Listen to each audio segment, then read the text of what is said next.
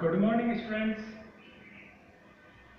आज की जो ऑनलाइन क्लास हम करने जा रहे हैं, लेने जा रहे हैं, इस ऑनलाइन क्लास का आज का हमारा जो प्रकरण रहेगा वो हमारा प्रकरण आज की ऑनलाइन का जो रहेगा वो है मध्यमान,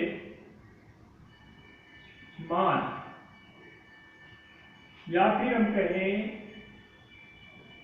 समांतर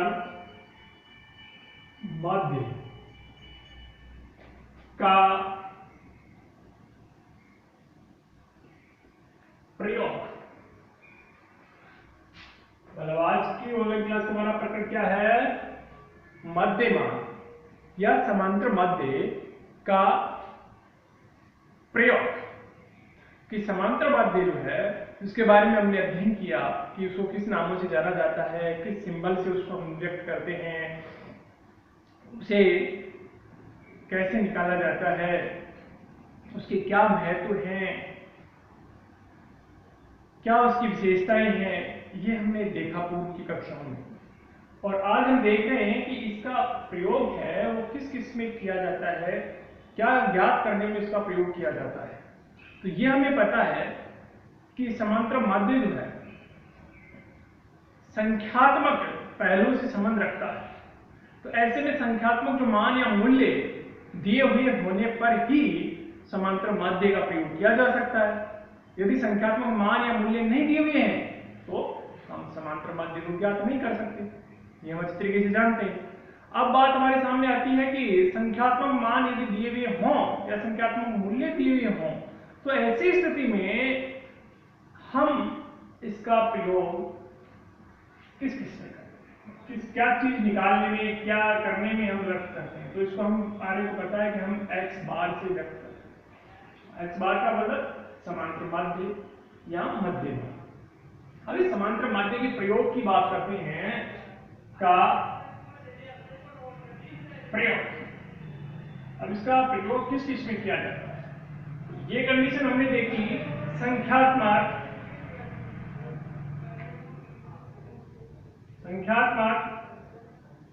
मूल्य होने पर इसका प्रयोग कब होता है? तो संख्यात्मक मूल्य दिए हुए हों तो ही इसका प्रयोग होता है, अन्यथा इसका प्रयोग नहीं होता।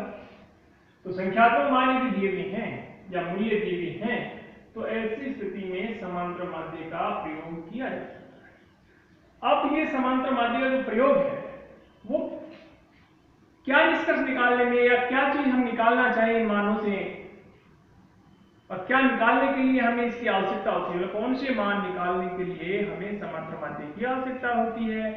तो कौन से ऐसी आवश्यकता है जिसकी पूर्ति के लिए हम इसका प्रयोग कर सकते हैं।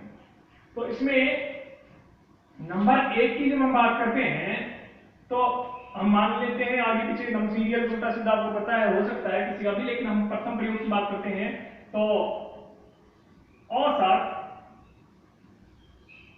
भार, मतलब विभिन्न व्यक्तियों के या विभिन्न अनाज की जो फसल है उनकी बोरियों के या विभिन्न इकाइयों का जब भार हमें दिया हुआ हो, तो बहुत सारी जो इकाइयों का जो भार हमें दिया हुआ है, चाहे वो व्यक्तियों का भार हो, बच्चों का भार हो, महिलाओं का भार हो, या किसी वस्तु का भार हो, या किसी अन्न का भार हो, तो उस भार का यदि हम औसत ज्ञात करना चाहते हैं, मतलब औसत भार ज्ञात करना चाहते हैं, तो हमें समांतर माध्य का प्रयोग करना होता है।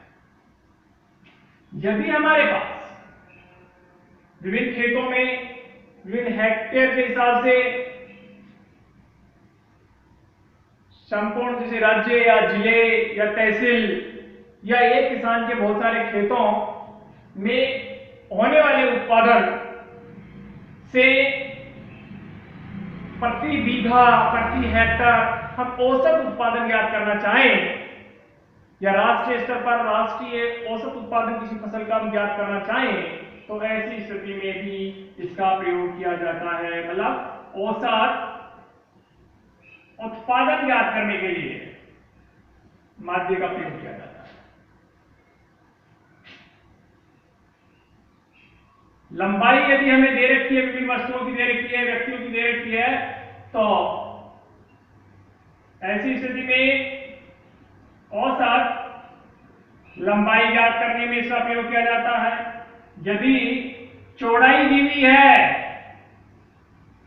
विभिन्न वस्तुओं की या विभिन्न जो प्लॉट्स हैं या कोई क्षेत्र के टुकड़े हैं, उन क्षेत्र के टुकड़ों का या टुकड़ों की जो लंबाई है वो दी हुई, चौड़ाई दी हुई है, तो उस चौड़ाई का औसत यदि हम ज्ञात करना चाहते हैं तो औसत चौड़ाई ज्ञात करने के लिए भी इसका प्रयोग किया जाता है, मतलब समांतर माध्य का प्रयोग किया जाता है। यदि विभिन्न सेक्टरों यानी विभिन्न क्षेत्रों में विभिन्न क्षेत्रों के द्वारा किया गया जो इनकम है, मतलब आय है, विभिन्न क्षेत्रों से होने वाली आय है, या विभिन्न व्यक्तियों के द्वारा प्राप्त होने वाली जो आय है, या विभिन्न संसाधनों के द्वारा प्राप्त होने वाली आय है, यदि उसका हम औसत ज्ञात करना चाहते हैं तो भी समांतर माध्य का प्रयोग होता है। कहने का मतलब औसत आय ज्ञात करने के लिए, औसत आय ज्ञात करना चाहते हैं तो ऐसी स्थिति में भी समांतर माध्य हमारे लिए उपयोगी होता है। भार और वजन आप जानते हैं एक ही बात होती है। अब बात है कि एक विद्यार्थी के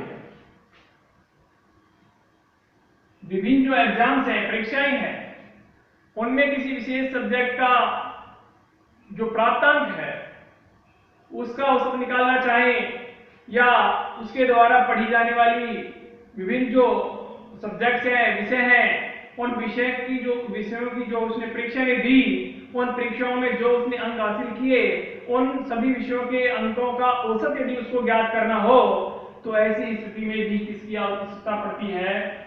समांतर माध्य का प्रयोग किया जाता है, इसकी आवश्यकता होती है। मतलब औसत अंक यदि हमें ज्ञात करना हो तो भी हम इसका प्रयोग करते हैं, औसत अंक ज्ञात करना चाहे तो भी इसका प्रयोग होते हैं। इस तरीके से विभिन्न जो आंकड़ों से या संख्यात्मक मूल्यों से यदि औसत हमें ज्ञात करना हो तो हम समांतर माध्य का प्रयोग करते हैं।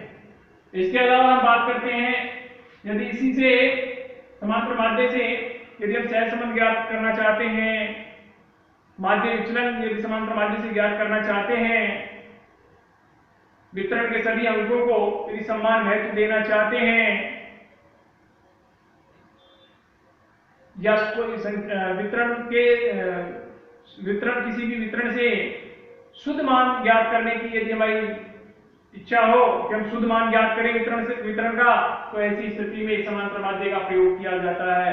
तो इस प्रकार आज की ऑनलाइन क्लास में हमने देखा कि समांतर माध्य जिसे हम x बार से व्यक्त करते हैं, इस समांतर माध्य या मध्यमान का प्रयोग कहां-कहां किन कंडीशनों में होता है, मतलब क्या ज्ञात करने के लिए इसका प्रयोग किया जाता है सांख्यिकी में, या आज हमने देखा। और इसके बाद जो हम अगली कक्षा में समांतर माध्य से जुड़े हुए विभिन्न जो पहलू हैं या इसके विभिन्न जो ज्ञात करने के जो तरीके हैं उनके बारे में हम आने वाली जो हमारी ऑनलाइन कक्षाएं आगे जो होंगी उनमें करेंगे। तब तक के लिए सभी विद्यार्थियों को मेरा नमस्कार। Thank you.